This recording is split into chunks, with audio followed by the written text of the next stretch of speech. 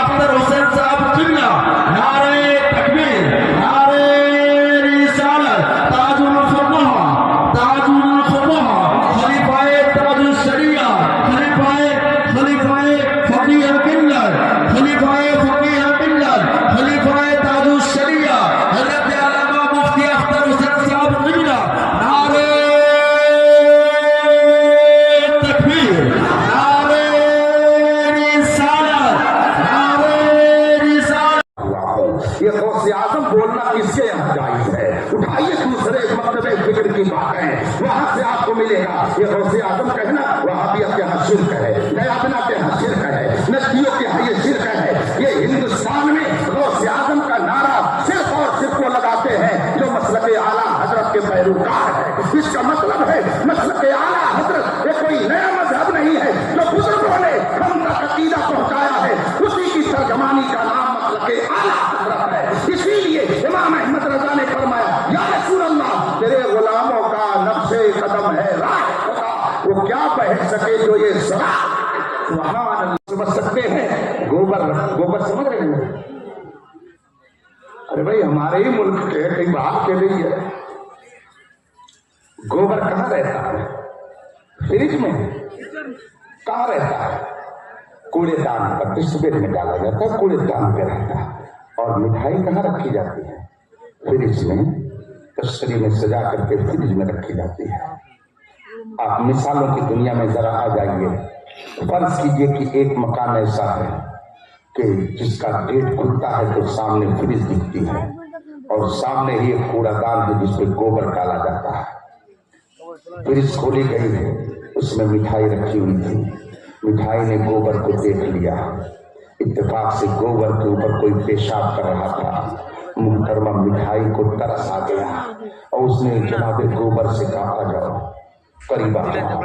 اس نے موقع غنیمت سمجھا، تن سے پہنچ گیا مٹھائی کے پاس اور دونوں نے مصافحہ کیا، معانقہ کیا، خوب گلے ملے، خوب آپس میں محبت کا اظہار کیا.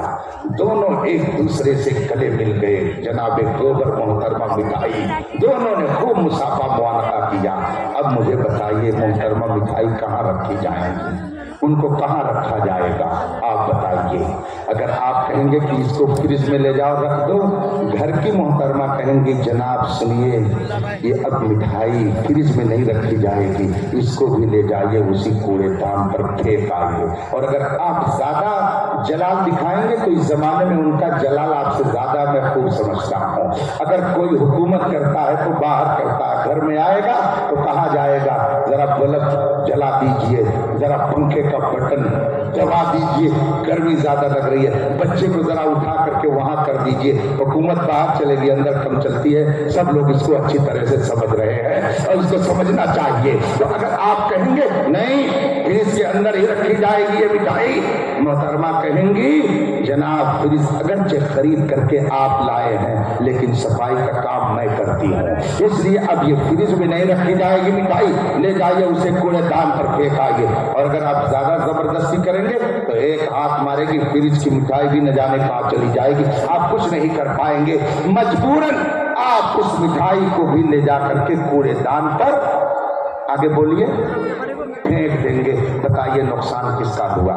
مٹھائی کا ہوا کہ گوبر کا ہوا؟ جناب گوبر تو پہلے وہی تھے، اب بھی وہی پر ہیں. البتہ محترمہ مٹھائی کا نقصان ہو گیا کہ وہ پہلے فریج میں رہتی تھی، ٹھنڈے مکان میں اے سی میں رہتی تھی، مگر جب اس نے دوستی کر لی گوبر سے تو اس کو بھی اٹھا کر کے اسی کوڑے دان پر پھینک دیا گیا. مٹھائی کا نقصان ہوا، گوبر کا کچھ نہیں نقصان ہوا. میرے بھائیوں جو سنی صحیح عقیدہ ہے ان کا عقیدہ مٹھائی سے بھی زیادہ قیمتی ہے، مٹھائی سے بھی زیادہ عمدہ ہے. اگر آپ اس عقیدوں سے دوستی کریں گے ان کا کچھ نہیں نقصان ہوگا. رسول پاک کے فرمان کے مطابق کلہم فی النار، جتنے باطل فرقے ہیں سب جہنمی ہے، ایک فرقہ اہل سنت و جماعت جنتی ہے. اگر آپ نے ان سے دوستی کی ان کا کچھ نہیں نقصان ہوگا. وہ تو پہلے بھی جہنمی تھے، اب بھی جہنمی ہے. نقصان آپ کا ہوگا کہ جنت کی پہاڑوں سے اٹھا کر جہنم کے گڈھے میں پھینک. سبحان اللہ سبحان اللہ. نعرہ تکبیر نعرہ رسالت پر سرکار مفتی اعظم ہند علیہ رحمت و رضوان سفر فرما رہے تھے. اتفاق سے جس بوگی میں آپ بیٹھے اس میں آرمی کے لوگ بیٹھے ہوئے تھے اور آپس میں وہ باتیں کر رہے تھے. کسی نے اسی بیچ حضرت سیدنا عیسیٰ علیہ الصلوۃ والتسلیم کی شان میں گستاخی کر دی. سرکار مفتی اعظم ہند کا آخری دور تھا. ان کے ذوق اور نباہت کا عالم یہ تھا کہ وہ زیادہ دیر تک بیٹھ نہیں سکتے تھے, لیتے ہوئے تھے. اتنے میں جو ہی آپ کے کان میں آواز آئی کہ ایک آرمی والا حضرت عیسیٰ علیہ السلام کی شان میں گستاخی کر رہا ہے, پرجلال انداز میں اٹھ کر بیٹھ جاتے ہیں اور فرماتے خبیث اپنی زبان کو بند کر. اس آرمی والے سے سرکار مفتی اعظم ہند نے یہ جملہ فرمایا. شارح بخاری مفتی شریف الحق امجدی علیہ رحمت و رضوان اس واقعے کو لکھتے ہوئے فرماتے ہیں کہ جب میں نے سرکار مفتی اعظم ہند کا یہ جلال دیکھا تو میں ڈر گیا کہ کہیں یہ لوگ حضرت کو ایذا نہ پہنچا دے, اس لیے کہ انہیں کیا معلوم کہ یہ کون شخصیت ہے, کہیں سرکار مفتی اعظم ہند کو ان سے تکلیف نہ پہنچ جائے. میں گھبرایا, مگر سرکار مفتی اعظم ہند کا پرجلال جملہ اتنا باروب تھا کہ سامنے والے پر جو روک طاری ہوا تو اس کی زبان نہیں کھل سکی. البتہ اس نے کہا مولوی صاحب ہم نے آپ کے نبی کو تو کچھ نہیں کہا ہے, ہم تو عیسائیوں کے نبی کو کہہ رہے ہیں. سرکار مفتی اعظم ہند نے فرمایا ظالم سن, وہ ہمارے ہی نبی ہیں, عیسائیوں نے تو ان کو خدا بنا دیا ہے.